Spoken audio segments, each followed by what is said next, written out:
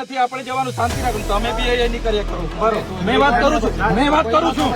અમારો અવાજ ના નીકળવો જોઈએ એટલે તમે દબાવવા માંગો છો મેં વાત કરું છું એની જવાબદારી લેવી હોય તો આગળ મોકલો એને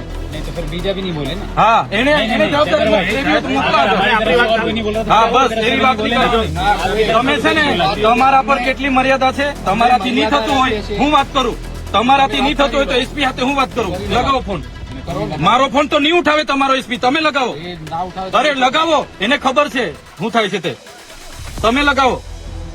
તમે લગાવીને વાત કરાવો ને તો તમારી તો એટલી તો છે નથી તમારાથી તો એક તમારા એ પાપડ નથી આવેદન આપવું હોય તો આ બધાને અરે આવેદન આપવાનું છે અમારે તો પછી આ બધાને કોઈ જતા રહે વાત કરો છો તમારી પાસે તો ઓથોરિટી નથી તો પછી શું કરવા મારી હાથે જીગ કરો છો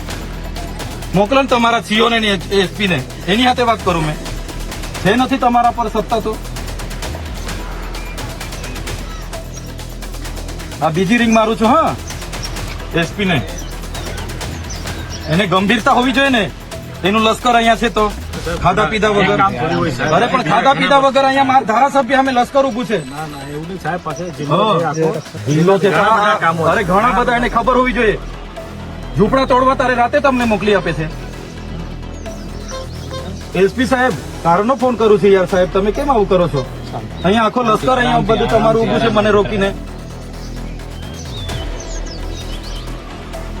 અરે પણ સાહેબ આ લશ્કર 1 કલાકથી મેં વાત કરાવો એસપી સાહેબ સાથે મને વાત કરાવો અમારે હવે 4 જણા જઈને આવેદન આપવાનું છે નથી જવા દેતા અમારે શું કરવા અમારા અધિકારો નથી સાહેબ અમારા અધિકારો નથી આવેદન પત્ર આપવાનું તમે કહો